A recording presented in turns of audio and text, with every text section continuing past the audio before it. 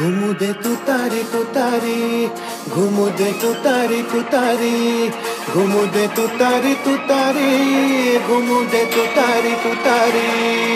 महाराष्ट्राचा हुंकार थरथरे दिल्लीचा दरबार, महाराष्ट्राचा हुंकार थरथरे दिल्लीचा दरबार। सत्याची ताकद न्यारी हा योद्धा कणखर भारी, अरे सत्याची ताकद न्यारी हा योद्धा कणखर भारी। घुमू दे तुतारी तुतारी, घुमू दे तुतारी तुतारी, पवार साहेबांची तुतारी। घुमू दे तुतारी तुतारी, घुमू दे तुतारी तुतारी, घुमू दे तुतारी तुतारी, राष्ट्रवादीची तुतारी। घुमू दे तुतारी तुतारी।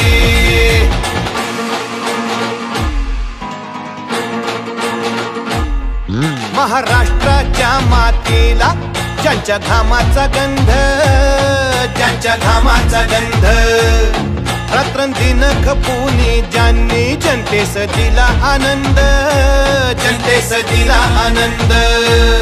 त्यांच्या दिग्विजयासाठी ही काळाची ललकारी। घुमू दे तुतारी तुतारी, घुमू दे तुतारी तुतारी, पवार साहेबांची तुतारी, राष्ट्रवादीची तुतारी। या गुरुपौर्णिमेच्या निमित्तानं मी व्यासपीठावरील आणि व्यासपीठासमोर असणाऱ्या सर्व महिलांना या गुरुपौर्णिमेच्या मनापासून हार्दिक शुभेच्छा देतो। हा मतदारसंघ यशवंतराव चव्हाण साहेबांचा विचार जपणारा हा मतदारसंघ आहे ताई। या मतदारसंघाचं नेतृत्व स्वर्गीय पी.डी. पाटील साहेबांनी केलं। खऱ्या अर्थानं या महाराष्ट्राला देशाला दिशा देण्याचं काम स्वर्गीय चव्हाण साहेबांनी केलं। या महाराष्ट्रामध्ये कृषी औद्योगिक क्रांतीचा पाया किंवा कृषी औद्योगिक क्रांतीचा मंगल कलश आणण्याचं काम चव्हाण साहेबांनी केलं आणि तोच मंगल कलश पुढे नेण्याचं काम पुन्हा सर्वांचे नेते राष्ट्रीय अध्यक्ष खासदार शरदचंद्र पवार साहेब हे करतायत। आणि आज या ठिकाणी मी आवर्जून सांगेन हा आजचा एक योगायोग आहे। आज या गुरुपौर्णिमेच्या निमित्ताने दुग्ध शर्करा योग म्हटलं तर वावगं ठरणार नाही, कारण गेल्या वर्षी ज्या पद्धतीने राज्यामध्ये घडामोडी झाल्या, भाजप सरकारनं केंद्रातील यंत्रणा हाताशी धरून राज्यातलं आपलं महाविकास आघाडीचं सरकार काबीज करण्याचा प्रयत्न केला। शिवसेना पक्ष फोडला, राष्ट्रवादी काँग्रेस पक्ष फोडला आणि या ठिकाणी आदरणीय पवार साहेबांनी महाराष्ट्राचा दौरा करत असताना चव्हाण साहेबांच्या समाधीचं दर्शन घेत असताना तो दिवस होता, तो बी आजचा गुरुपौर्णिमेचाच दिवस होता। म्हणून हा आजचा दिवस दुग्ध शर्करा योग मानणारा दिवस आहे। आज ताई या संसदेमध्ये आपल्या देशातील मतदारसंघातील राज्यातील प्रश्न प्रबळपणे मांडण्याचं काम करतात। संसद रत्न म्हणून त्यांना पुरस्कारित केलेलं आहे। आज देशामध्ये महिला सुरक्षित नाही, महिलांचे प्रश्न असेल, महिला सक्षमीकरण असेल, शेतकऱ्यांचे प्रश्न असतील, हे मांडण्याचा प्रयत्न आदरणीय ताईंनी या संसदेमध्ये केलेले आहे। ते आज आपल्या सर्वांना मार्गदर्शन करणार आहे। आपल्या मार्गदर्शनामुळं आमच्या कराड उत्तर मतदारसंघातील सर्व आमच्या महिला भगिनी अतिशय प्रेरित होऊन या ठिकाणी सातत्यानं आदरणीय पवार साहेबांची पाठराखणी करत आलेले आहेत। भविष्यामध्ये सुद्धा त्या नक्कीच या विधानसभा मतदारसंघामध्ये आदरणीय पवार साहेबांचे विचार, आदरणीय बाळासाहेब ठाकरे साहेबांचे विचार करण्याचा मी एवढंच सांगतो की या ठिकाणी या तालुक्याचं नेतृत्व या लोकप्रिय आमदार बाळासाहेब पाटील साहेबांनी गेले 5 टर्म केले। या मतदारसंघामध्ये 4 तालुक्याचा मतदारसंघ आहे। मग सातारा असेल, गोरेगाव असेल, खटाव असेल, कराड असेल, या 4ही तालुक्याचा मतदारसंघ आमदार साहेबांनी करत असताना सर्वसमावेशक विधायक विकास करण्याचं काम आदरणीय साहेबांनी केलं। त्या मार्गदर्शनाची गरज आहे। आपण अतिशय चांगल्या पद्धतीनं महिलांचे प्रश्न, सामाजिक प्रश्न, शेतकऱ्यांचे प्रश्न हे सातत्यानं मांडत आला आणि या सरकारला केंद्रातल्या असलेल्या राज्याच्या सरकारला धारेवर धरण्याचं काम केलेलं आहे। मी अधिक न बोलता या मतदारसंघाच्या वतीनं मी ताई आपलं मनापासून हार्दिक स्वागत करतो। उद्याच्या विधानसभेला आपण सर्वांनी आदरणीय पवार साहेबांचे हात बळकट करावे, आपले आदरणीय नेते आमदार बाळासाहेब पाटील साहेबांच्या पाठीशी खंबीरपणे उभं राहून पुन्हा एकदा या महाराष्ट्रामध्ये महाविकास आघाडीची सत्ता आणण्यामध्ये माझ्या इथं असणाऱ्या सर्व माता भगिनी या अग्रेसर पुढाकार घेतील आणि भविष्यामध्ये महाविकास आघाडी सत्ता महाराष्ट्रामध्ये आल्याशिवाय राहणार नाही। एवढाच निर्धार आजच्या मेळाव्याच्या निमित्तानं करूया ही विनंती करतो। आणि आज आपण सर्वांचं या ठिकाणी स्वागत करतो आणि मी माझे थोडक्यात 2 शब्द संपवतो. जय हिंद, जय महाराष्ट्र, जय राष्ट्रवाद. साहेबांच्यावर आणि आपल्यावर आणि पवार साहेबांच्यावर असलेलं प्रेम आहे. आम्हाला म्हणजे कंट्रोल होण्या पलीकडचा हा मेळावा या ठिकाणी आपण संपन्न करतोय. आज संबंध महाराष्ट्रामध्ये नाही तर देशामध्ये ज्या शरद पवार साहेबांच्यावर त्या ठिकाणी विचार केला जातो की काय व्यक्तिमत्व आहे. पाठीमागे असं म्हटलं होतं की लता मंगेशकरांचा त्या ठिकाणी कंठ जो आहे तो त्यांच्या पश्चात त्या ठिकाणी कुठेतरी असा ठेवावा आणि त्याच्यावर संशोधन व्हावं. पवार साहेबांच्या स्ट्रॅटेजीवर, पवार साहेबांच्या सामाजिक राजकीय कामावर पवार साहेबांच्या बाबतीत सुद्धा तसाच बोलावं लागेल असं हे नेतृत्व आपल्या सगळ्यांना मिळालेलं आहे. मी सर्व माता भगिनीला विनंती करेन की आपण ज्या पवार साहेबांनी आपल्याला 33% सुरुवातीला आरक्षण दिलं ते 50%वर त्या ठिकाणी आरक्षण गेलं आणि म्हणून तुम्ही सगळ्याजणी आज वेगवेगळ्या क्षेत्रामध्ये दिसता. ग्रामपंचायतीपासून ते आज जिल्हा परिषद असेल, पंचायत समिती असेल, नगरपालिका असेल, महानगरपालिका असेल, इथंपर्यंत आपण पोहोचला. येत्या कालखंडामध्ये आपण विधानसभा आणि लोकसभेमध्ये सुद्धा आरक्षणाच्या माध्यमातून जाणार आहात. तिथं त्या ठिकाणी आपण पर्सेंटेजनं जादा आहात, आपला आवाज उठवत आहात, आपले विचार मांडत आहात आणि म्हणून त्या पवार साहेबांना आपल्याला कधीही विसरता येणार नाही. एक प्रगल्भ नेता, एक जाणकार नेता या आपल्या देशाला लाभलेला आहे आणि नशिबानं आपल्या राज्याला लाभून आपल्या पक्षाचा जो नेता आहे हे सगळ्यात मोठं वैभव आपल्या पक्षाचं आहे. आज या आदरणीय स्वर्गीय पी.डी. पाटील साहेब यांच्या स्फूर्तीस्थळावर हा प्रचंड भव्य दिव्य मेळावा घेत असताना ताई मला बोलावं लागेल की या मतदारसंघामध्ये जे गेले 25 वर्ष काम करतायत ते आमचे आदरणीय नेते, लोकप्रिय आमदार आदरणीय बाळासाहेब पाटील साहेब यांचं नेतृत्व, त्यांच्यातली सृजनशीलता, सुसंस्कृत आणि शांत संयमीपणा या सगळ्या गोष्टी इतक्या भावलेल्या असतात की मतदार साहेबांचा चेहरा दिसला की दुसरीकडे कुठेही जात नाहीत. मला खात्री आहे आज ह्या जमलेल्या तमाम माझ्या माता भगिनी कधी त्या ठिकाणी कराड उत्तर लोकसभा विधानसभा मतदारसंघामध्ये साहेबांना सोडून कुणीही जाणार नाही. आणि त्याचबरोबर संबंध सातारा जिल्हा असेल, महाराष्ट्रामध्ये त्या ठिकाणी हा मेसेज जात जाईल त्यावेळी मी आवाहन करेन महाराष्ट्रातल्या भगिनींना की ज्या पवार साहेबांनी आपल्यासाठी एवढं केलेलं आहे. आज हिंजवडी सारखा, मी जास्त वेळ बोलणार आहे, 2 मिनिटं बोलणार आहे, हिंजवडी सारखा IT पार्क जो देशालाच, महाराष्ट्रालाच नव्हे तर देशाला त्या ठिकाणी तो दिशा देणारा IT पार्क आहे. लाखो मुलं आणि मुली आपलेच तिथं त्या ठिकाणी इंजिनियर होऊन नोकऱ्या करतायत. एवढं मोठं दालन पवार साहेबांनी उभा करून आपल्या सगळ्यांना दिलंय. नुसती बारामतीची एज्युकेशन संस्थाच नाही तर रेस सारखी शिक्षण संस्था आज संबंध आशिया खंडामध्ये 1 नंबरची शिक्षण संस्था पवार साहेबांनी बनवली. लाखो विद्यार्थी आज तिथं कमी फी न भरता शिकतायत. हे पवार साहेबांचं काम आहे. पवार साहेबांची अनेक गोष्टी आहेत, मी सगळ्या सांगत बसणार नाही, प्रत्येक वक्त्याला बोलावं लागेल आणि म्हणून मी विनंती करेल ताई आपल्या बाबतीत बोलेल की येत्या लोकसभा निवडणुकीला प्रचंड वाताहत झाली पक्षाची. पक्षातून 40 आमदार फुटून गेले तरी सुद्धा धीरोदात्तपणे शरद पवारांसारखा 84 वयाचा एक तरुण त्यांना बांध युवक संबंध महाराष्ट्रभर फिरला आणि महाराष्ट्राचं चित्र बदलून टाकलं. अब की बार महाराष्ट्रामध्ये 42 पार म्हणणाऱ्या भाजपाला आणि त्यांच्या मित्र पक्षाला अब की बार हद्दपार करून टाकलं. ताई आपण बारामतीमध्ये लढलात, आपण नुसतं लढला नाही, झाशीच्या राणीसारखं हिमतीनं लढलात आणि प्रचंड मोठ्या मताधिक्यानं आपण विजय मिळवलात. आमच्या या सगळ्यांच्या वतीनं आपल्याला मानाचा मुद्रा करतो आणि थांबतो. जय हिंद, जय महाराष्ट्र.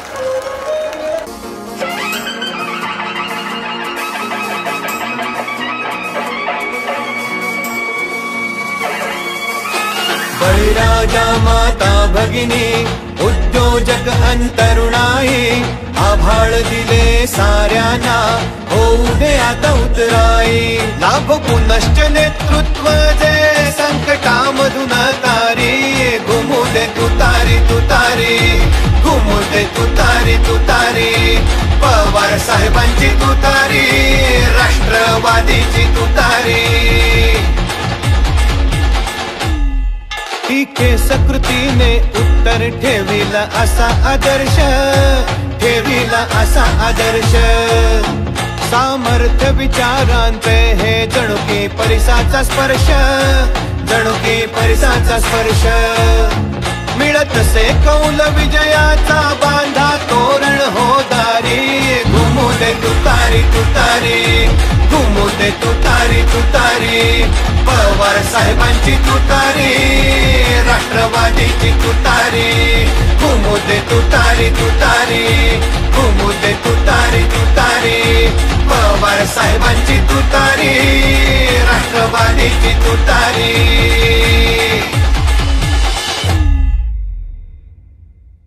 सन्माननीय बाळासाहेब पाटील, श्रीनिवास पाटील, शशिकांत शिंदे, शहाजीराव क्षीरसागर, मानसीराव जगदाळे, देवराज पाटील, संगीता जावंगे, समींद्रताई जाधव, संजना जगदाळे, मंचकावर सर्व उपस्थित बंधू भगिनी आणि सगळ्या माझ्या गुरु माऊली.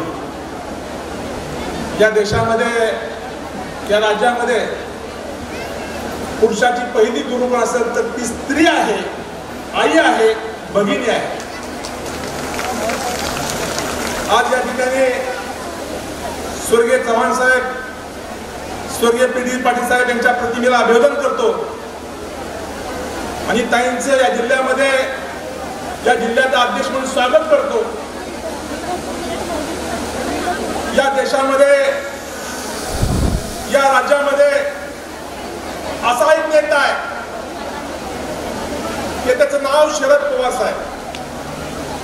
या देशामध्ये 22 जून 1984 साली महिला सबलीकरण धोरण या देशामध्ये पहिलं घेणारं राज्य कुठलं असेल तर ते तुमचं माझं महाराष्ट्र आहे. स्त्री ही मर्यादित राहिली नाही पाहिजे, ती राजकारणामध्ये आली पाहिजे, समाजकारणामध्ये आली पाहिजे, सत्तेमध्ये आली पाहिजे, निर्णयामध्ये आली पाहिजे. त्यासाठी पहिल्यांदा महाराष्ट्रामध्ये, देशामध्ये तुमचं माझं महाराष्ट्र राज्य आहे की त्यामध्ये आदरणीय पवार साहेबांनी महिलांना 50% आरक्षण देण्याची भूमिका घेतली गेली. जर पवार साहेबांचं राजकीय सामाजिक काम बघितलं तर या देशामध्ये, परवा सहज पवार साहेबांची मी गाडीमध्ये चर्चा करत होतो. अरे साहेब, या देशामध्ये पहिल्यांदा सैनिकांमध्ये महिलांना संधी दिली गेली. हे धोरण आपण कसं घेतलं तर साहेबांनी त्यामागची गंमत सांगितली. मी 2-3 वेळा म्हणले,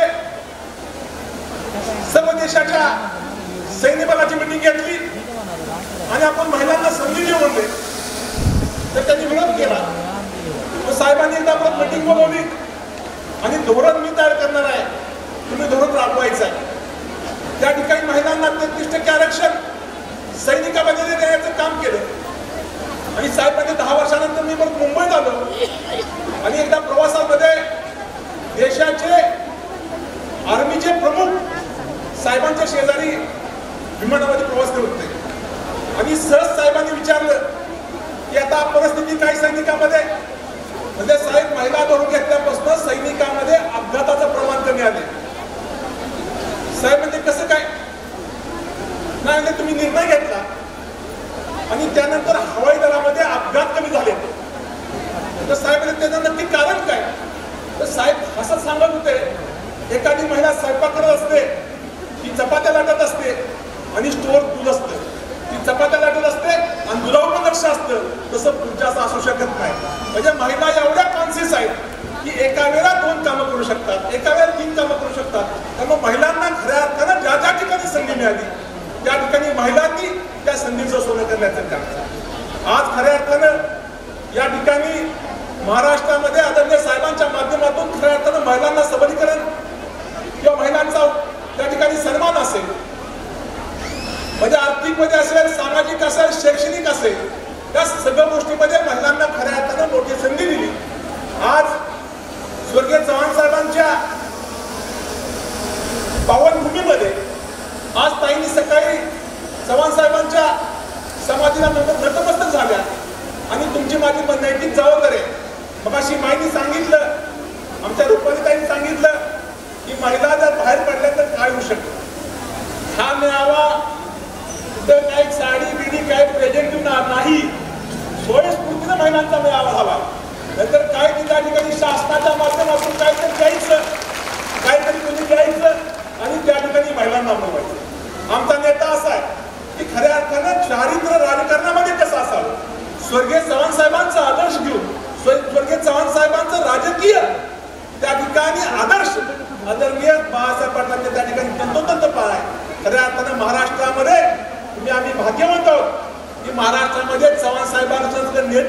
निर्माण झालं आणि त्या चव्हाण साहेबांनी आदरणीय शरद पवार साहेबांना राज्याच्या राजकारणामध्ये संधी दिली. त्यामुळे खऱ्या अर्थानं महाराष्ट्र हा सगळ्या दृष्टीनं खूप मोठा प्रगत आहे. आज या ठिकाणी मी खूप बोलणं उचित नाही. मी सर्व महिला भगिनींचं पक्षाच्या वतीनं स्वागत करतो. आमचं सरकार आल्यानंतर महिलांचा या देशामध्ये सन्मान होणार आहे. तो नुसता दिलादार होणार नाही. खऱ्या अर्थानं महिलांचा सन्मान कसा करतात ते पवार साहेबांनी आम्हाला शिकवलंय. आपण या ठिकाणी जमलात त्याबद्दल आपल्या सर्वांचं मनापासून धन्यवाद देतो. थांबतो. जय हिंद, जय महाराष्ट्र, जय राष्ट्रवादी. सह्याद्रीच्या ऐतिहासिक पटांगणामध्ये महाराष्ट्रातल्या आपल्या सर्वांच्या लाडक्या नेत्या शरद पवारांचा वारसा ज्यांनी सक्षमतेने चालवला त्या आमच्या आदरणीय ताई,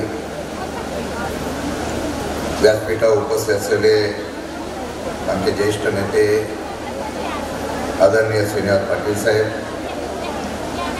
माजी मंत्री, या जिल्ह्याचे माजी पालकमंत्री आणि आपल्या सर्वांचे आवडते नेते बाळासाहेबजी पाटील, जिल्हाध्यक्ष सुनीलजी माने, शहाजी क्षीरसागर, देवराजी पाटील, मानसिंगरावजी जगदाळे, प्रणवजी ताटे, कविलाताई साळुंके, संजनाताई जगदाळे, संगीताताई साळुंके, समित्राताई जाधव, लक्ष्मीताई गायकवाड, शफीकबाई शेख, बाळासाहेब शिंदे, व्यासपीठावर उपस्थित असलेले सर्व मान्यवर, मोठ्या संख्येने उपस्थित असलेल्या सर्व भगिनी आणि उपस्थित बंधू भगिनी, माझ्या पत्रकार मित्रांनो, गुरुपौर्णिमेच्या प्रथमतः आपल्या सर्वांना हार्दिक शुभेच्छा देतो. आज योगायोग आहे. महाराष्ट्राला स्वातंत्र्याचा ज्यांनी मंगल कलश दिला, शरद पवार साहेबांनी ज्यांना आपला गुरु मानलं, त्या चव्हाण साहेबांच्या भूमीमध्ये आज ताईंचं आगमन होत आहे. महाराष्ट्राच्या उद्याच्या इतिहासामध्ये महिलांचा हा असलेला महामेळावा, या सत्तेचं परिवर्तन घडेल याचा इतिहास चव्हाण साहेबांच्या विचारातून उभा करण्याचा आज या ठिकाणी आपण दृढ निश्चय करतो. खरं म्हटलं तर काल ताई येणार होत्या, परंतु पुण्याला DPDC होती. योगायोग होता की आज गुरुपौर्णिमा आणि चव्हाण साहेबांच्या समाधीला नतमस्तक होत असताना पत्रकारांनी त्यांना विचारलं की मागच्या वेळेला गुरुपौर्णिमेला ताई शरद पवार साहेब आले होते, आज तुम्ही येत आहे. कदाचित नियतीची आणि आमच्या भगिनींची इच्छा असेल की त्या गुरूंचा आशीर्वाद पवार साहेबांनी घेतला आणि महाराष्ट्राचा इतिहास घडवला आणि देशामध्ये नेतृत्व उभं केलं. त्याच गुरूचा आशीर्वाद घेऊन ताईंसारखं नेतृत्व या देशामध्ये आणि महाराष्ट्रामध्ये उभं राहावं, अशा प्रकारची सदिच्छा आपल्या सर्वांच्या वतीने मी ताईंना या ठिकाणी देतो. आणि ताई, एवढ्या मोठ्या संख्येने महिला भगिनी बघितल्यानंतर मला खरं वाटतंय, योजना सरकारने केली लाडली बहिणाची का आपण केली, हा प्रश्न मला उभा राहिलेला.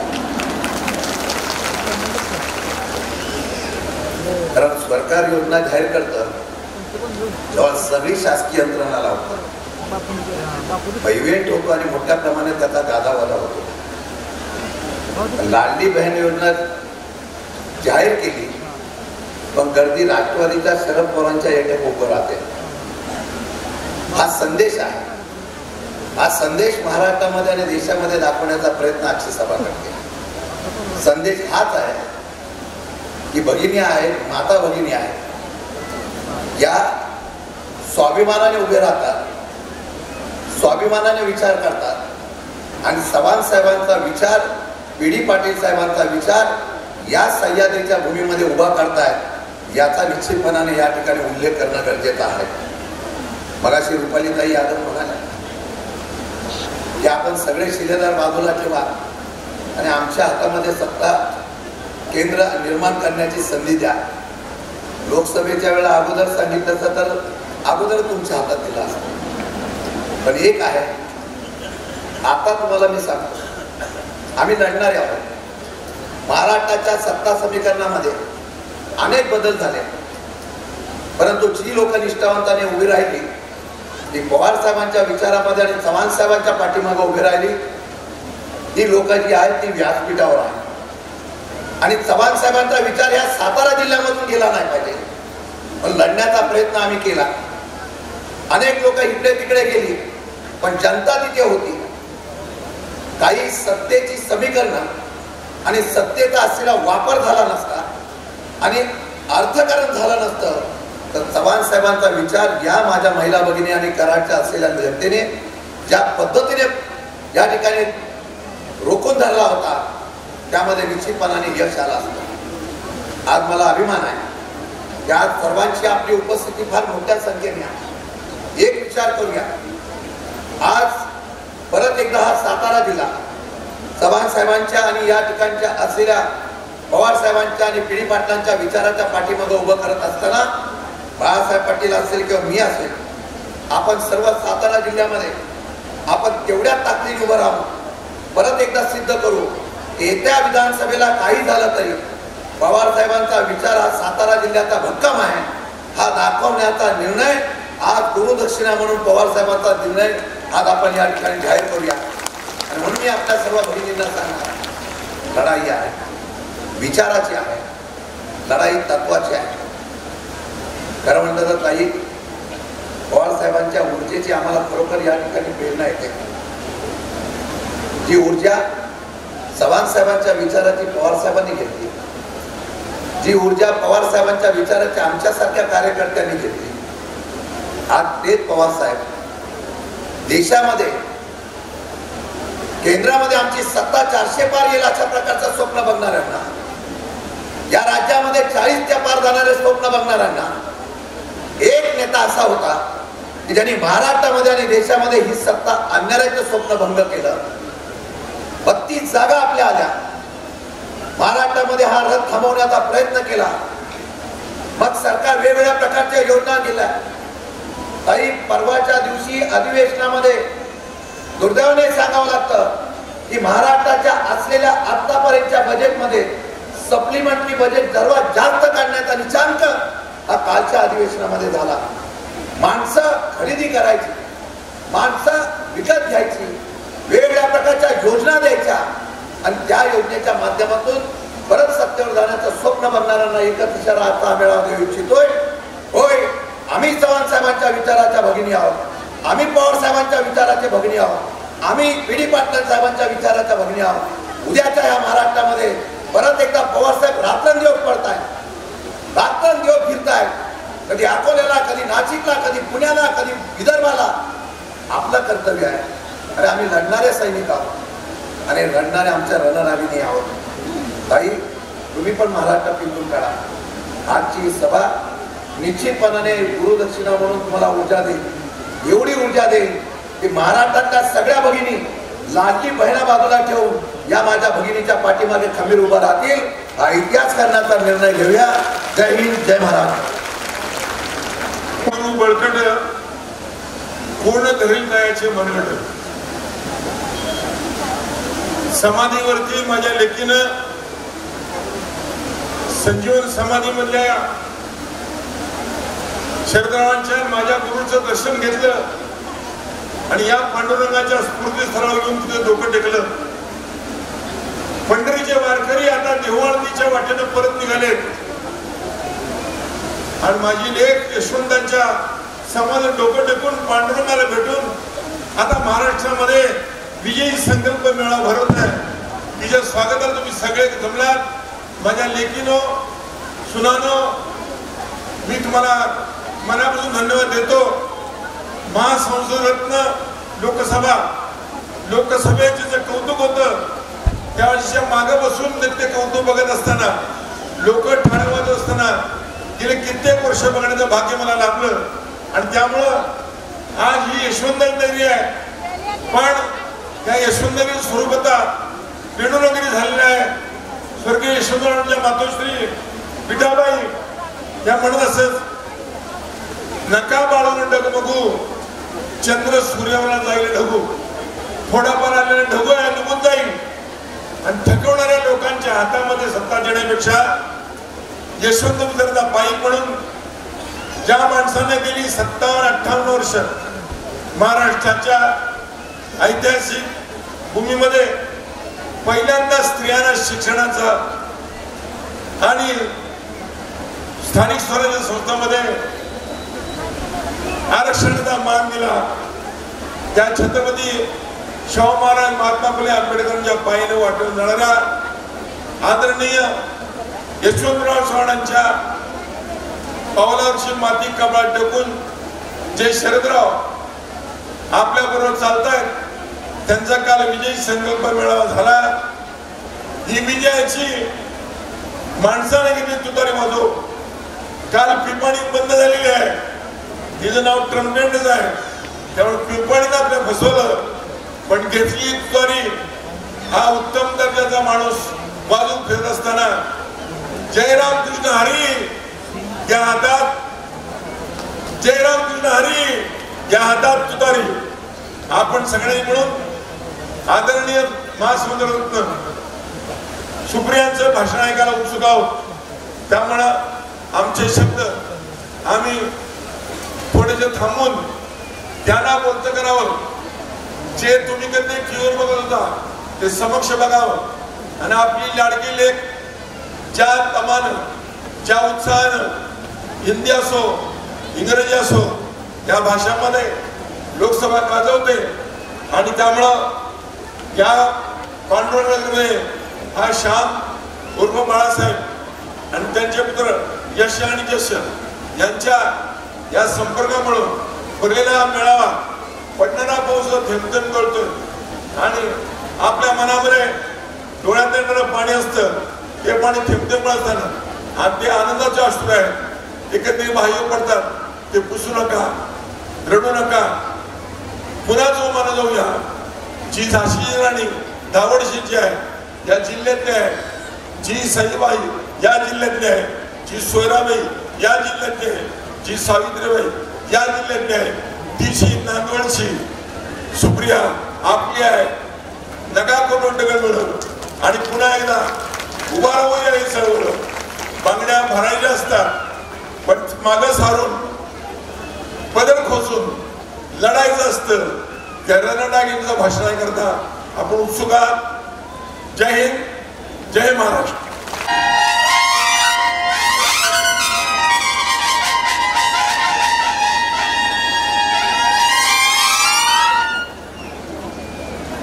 आपल्या सर्वांच्या नेत्या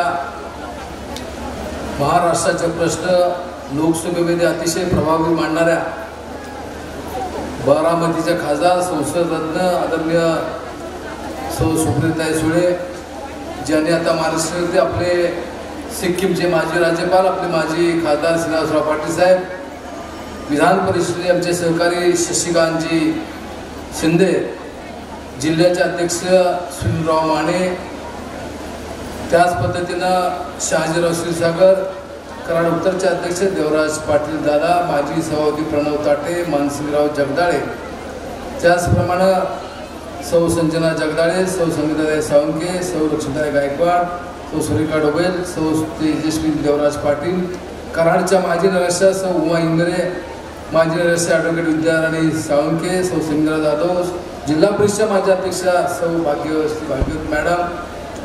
या कार्यक्रमाच्या निमित्तानं व्यासपीठावरील सर्व ज्येष्ठ मंडळी, तरुण सहकारी, विशेषतः मोठ्या संख्येने सर्व महिला पत्रकार बंधू आणि भगिनी. सुरुवातीला मी महिला वर्गाची या ठिकाणी देखील व्यक्त करतो. आम्ही बरीचशी तयारी केली परंतु आम्ही तुमच्या सर्वांच्या सहकार्यापुढं प्रेमापुढं आम्ही कमी पडलो आणि पावसामुळं आपल्याला त्रास सहन करावा लागतो. याबद्दल मी दिलगिरी व्यक्त करतो.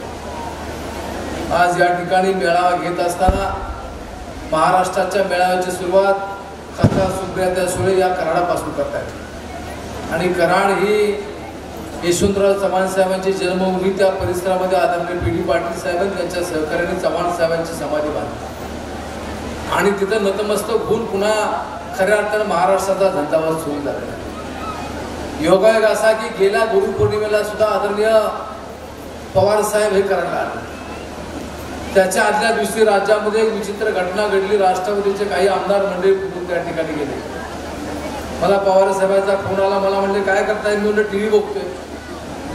तर हिंमत किती आहे साहेबांच्या मध्ये? मला म्हणले ते द्या सोडून. म्हटले मी उद्या सातारला येणार आहे आपण पुन्हा महाराष्ट्र उभा करू, उद्या सकाळी 10 वाजता करायला येतो आणि दुसऱ्या दिवशी 10 वाजता आदरणीय पवारसाहेब करायला लागले. आपण सर्वांनी विशेषतः तरुण वर्गानं फार मोठ्या उत्साहानं स्वागत केलं आणि त्याचा परिणाम हा लोकसभेच्या निवडणुकीमध्ये त्या ठिकाणी निश्चित दिसला. लोकसभेच्या बाबतीमध्ये बोला झाल्यानंतर आपल्या सातारला आपल्याला अपेक्षित यश मिळालं याची खंत सुद्धा आमच्या सर्वांच्या मनामध्ये त्या ठिकाणी निश्चित आहे. आपण आता इथून पुढच्या काळामध्ये जर पाहिलं तर आतापर्यंत आदरणीय पवार साहेबांनी महिलांना ग्रामपंचायत जिल्हा परिषद पंचायत समितीमध्ये काम करायची संधी ही प्रामुख्याने त्या ठिकाणी दिली. सहकारी संस्थांच्या मध्ये काम करायची संधी दिली. महिलांच्या बाबतीमध्ये धोरण पवार साहेबांनी त्या ठिकाणी घेतलं. त्याचप्रमाणे शेतकऱ्यांच्यासाठी सुद्धा फळबागाची लागवड असेल किंवा विशेषतः आपण सहकारी कारखानदारीमध्ये जे काम करतो त्या ठिकाणी जे काम आहे त्या सहकार्याला चालना देण्याचं काम सुद्धा आदरणीय पवार साहेबांनी सातत्याने त्या ठिकाणी केलं आहे. शासकीय नोकरीमध्ये सुद्धा 30% महिलांसाठी आरक्षण ठेवण्याची भूमिका ही त्या ठिकाणी घेतलेली आहे. कोणती मुलगी शिक्षणापासून वंचित राहू नये यासाठी सुद्धा त्यांचा फार मोठा सहभाग हा त्या ठिकाणी राहिलेला आहे. अशी अनेक प्रकारची कामं आदरणीय पवार साहेबांनी सुप्रियाताईंच्या माध्यमातून त्या ठिकाणी सुरू आहेत. दुधाला चांगला भाव मिळावा ही सुद्धा भूमिका आदरणीय पवार साहेबांनी सातत्याने त्या ठिकाणी घेतलेली आहे. आज आपण बघितलं तर राज्याची अवस्था शिंदे फडणवीस सरकार आल्यानंतर खऱ्यानंतर अधोगतीला सुरुवात झाली. अनेक प्रकल्प त्या ठिकाणी वेदांता फॉक्सकॉन असेल हा त्या ठिकाणी गुजरातमध्ये गेला. राज्यामध्ये दिवसेंदिवस कर्जाचा बोजा वाढतोय. तो 7,80,000 एवढा व्याजाचा बोजा त्या ठिकाणी झाला आहे आणि त्याच्यापेक्षा राज्यामध्ये गुन्हेगारी फार मोठ्या प्रमाणात वाढलेली आहे. मग आपण पुणे असेल, मुंबई असेल, नागपूर असेल या ठिकाणी असेल ती गुन्हेगारी मोठ्या प्रमाणात वाढते. गृह खात्याचा त्यावर विशेष असा वचक त्या ठिकाणी राहिलेला नाही. ड्रायव्हिंगच्या माध्यमातून अनेकांचे बळी त्या ठिकाणी जातात आणि त्याला सुद्धा त्या ठिकाणी पाठबळ देण्याचं काम हे सरकार त्या ठिकाणी करत आहे आणि त्यामुळे राज्यामध्ये सर्व ठिकाणी असशांतता आहे. पेपर फुटीचा घोटाळा आहे, नीटचा घोटाळा त्या ठिकाणी मोठ्या प्रमाणात घडलेला आहे. राज्यामधल्या अंगणवाडी सेविका मदतनीस यांचे प्रश्न त्या ठिकाणी आहेत. शेतकऱ्यांसाठी आश्वासक योजना नाहीत आणि त्यासाठी म्हणून येत्या विधानसभेच्या निवडणुकीला आपल्याला सर्वांना त्या ठिकाणी सजग राहिलं पाहिजे.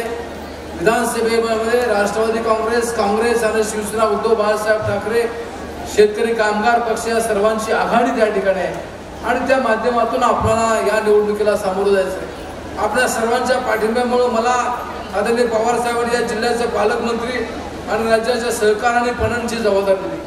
त्या काळामध्ये मी सुद्धा पणनच्या माध्यमातून कोरोनाचा काळ असताना सुद्धा विक्रमी अशा प्रकारची कापूस खरेदी केली, शेतकऱ्यांना दिलासा दिला. बाजारपेठा बंद होत्या. आदरणीय पवार साहेबांचा मला फोन आला की बाजारपेठा बंद ठेवून चालणार नाही. बाजारपेठा म्हणजे मार्केट कमिटी, तुमचा शेतकऱ्याचा माल हा त्या ठिकाणी गेला पाहिजे आणि त्या निर्णयामुळं शेतकऱ्याचा माल हा त्या ठिकाणी पुण्या मुंबईसारख्या शहरामध्ये, सातारसारख्या कराडसारख्या शहरामध्ये गेला. त्या ठिकाणी लोकांना चांगल्या प्रकारचा भाजीपाला मिळाला. त्यासाठी आदरणीय पवार साहेबांचं योगदान आणि सहकार्य त्या ठिकाणी राहिलं. दृष्टी किती अचूक होती. आंब्याचा सीझन आला, कोकणातला आंबा शेतकऱ्यांचं करायचं काय, तो आंबा सुद्धा डायरेक्ट सोसायटीमध्ये जाईल यासाठी यंत्रणा उभी केली. अशा प्रकारचे अनेक निर्णय पवार साहेबांच्या माध्यमातून घेऊ शकलो. आपण सर्व माता भगिनी या ठिकाणी आहात आणि यामध्ये प्रामुख्यानं आपण जर पाहिलं तर मला जी संधी मिळेल त्याच्या माध्यमातून या मतदारसंघामध्ये रस्ते असतील, पूल असेल, पिण्याच्या पाण्या योजना असतील या पूर्ण करण्याची भूमिका घेतली. त्याला आपण सर्वांनी सहकार्य केलं. विकासाची प्रक्रिया अशी सुरू असती. आपली कामं आपण टप्प्यामध्ये पूर्ण करतोय. भविष्यामध्ये याहीपेक्षा कैलासवासी चव्हाण साहेबांच्या विचाराचा मतदारसंघाचा विकास होण्यासाठी आपणा सर्वांची साथ आम्ही अपेक्षित या ठिकाणी धरतो. आपण आतापर्यंत दिलेलं आहे. या भागामध्ये असलेल्या अर्फच्या माध्यमातून असेल किंवा धनगर अनबोर्डेच्या योजनेच्या माध्यमातून असेल खऱ्या अर्थानं चालना देण्याचं काम आपण त्या ठिकाणी केलं आहे आणि भविष्यामध्ये ही कामं सुद्धा किंवा तारीचा प्रकल्प असेल, 100 मीटरच्या 50 मीटरच्या वरचं पाणी असेल यासाठी सुद्धा आपला सर्वांचा प्रयत्न सुरू आहे आणि त्या माध्यमातून निश्चित आपण चांगल्या प्रकारचं काम करू. आज या ठिकाणी सुप्रियाताई सुळे या ठिकाणी आल्या. पाऊस प्रचंड पडतोय. अशा पावसामध्ये सुद्धा आपण सर्व आलात. आपल्या सर्वांचा अतिशय मनापासून या ठिकाणी पुन्हा एकदा मी स्वागत करतो. सुप्रियाताईंना आपण अनेक वेळा ऑनलाईन त्या ठिकाणी टीव्हीच्या माध्यमातून पाहतो. अतिशय प्रखरपणे आपल्या जिल्ह्या राज्याचे प्रश्न मांडण्याची भूमिका त्यांची त्या ठिकाणी असते आणि त्या आज या ठिकाणी आलेल्या आहेत. एक स्पष्ट वक्ते त्या ठिकाणी आहेत. आणि त्यांचे विचार आपण सर्वांच्या पुढे येणार आहेत. आपणा सर्वांचं पुन्हा एकदा या ठिकाणी मी अतिशय मनापासून स्वागत या निमित्तानं करतो. सर्व पुरुष मंडळांनी कार्यक्रम झाल्यानंतर सहकार्याची भूमिका त्या ठिकाणी घ्यावी, महिलांना प्राधान्य त्या ठिकाणी द्यावं, कारण हा मंडप भरून सुद्धा इतर आपल्या भोजनाचे मंडप त्या ठिकाणी भरले आहेत. आम्ही यंत्रणा चांगल्या प्रकारचं काम आम्ही केलेलं आहे, भविष्यामध्ये सुद्धा चांगलं काम करू त्याची खात्री या निमित्ताने देतो आणि माझे 2 शब्द या ठिकाणी संपवतो. जय हिंद, जय महाराष्ट्र.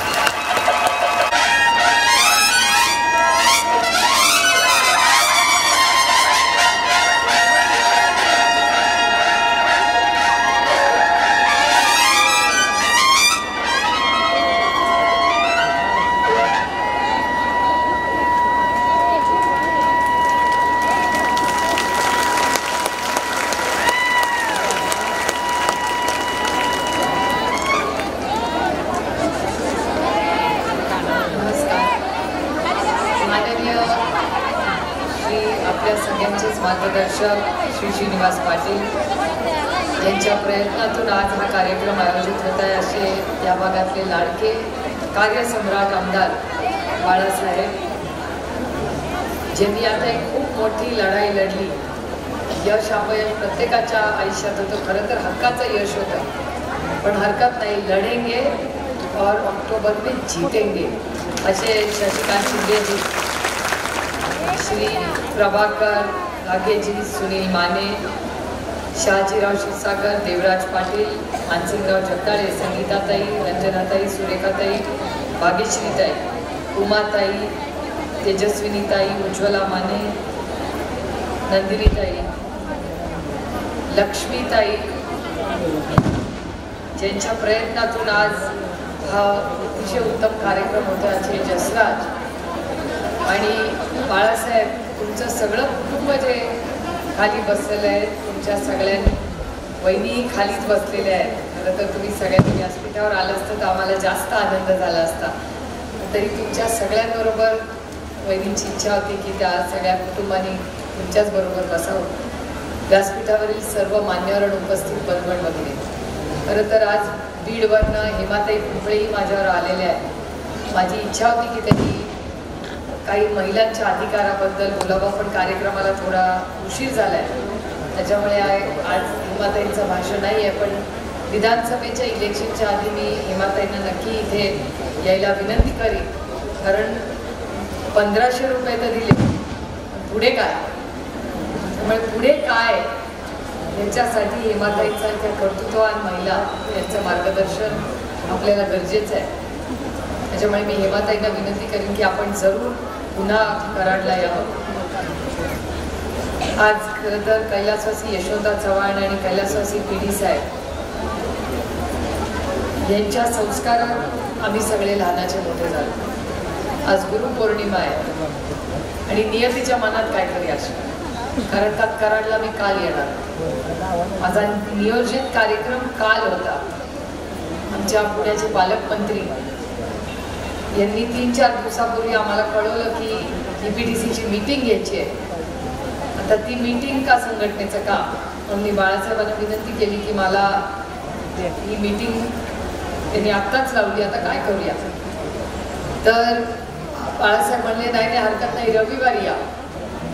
आणि योगायोग बघा, माझ्या पांडुरंगाची इच्छा की माझ्या पांडुरंगाची इच्छा होती की मी गुरुपौर्णिमेलाच कराडला यावं आणि चव्हाण साहेबांच्या समोर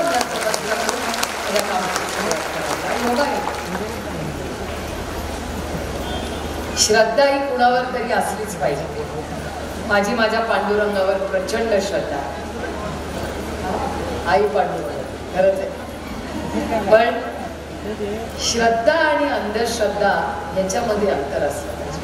श्रद्धा ही कुणावर ठेवायची हा तुमचा वैयक्तिक प्रश्न, माझा प्रश्न नाही. पण अंधश्रद्धेपासून दूर ठेवणं ही माझी नैतिक जबाबदारी. उद्या तुम्ही म्हणला असं करूया, आपण चालत कुठेतरी जाऊया, तुम्ही हा गंडा बिंडा बांधूया, तुमचं सगळं भलं होईल, त्याला अंधश्रद्धा म्हणतात.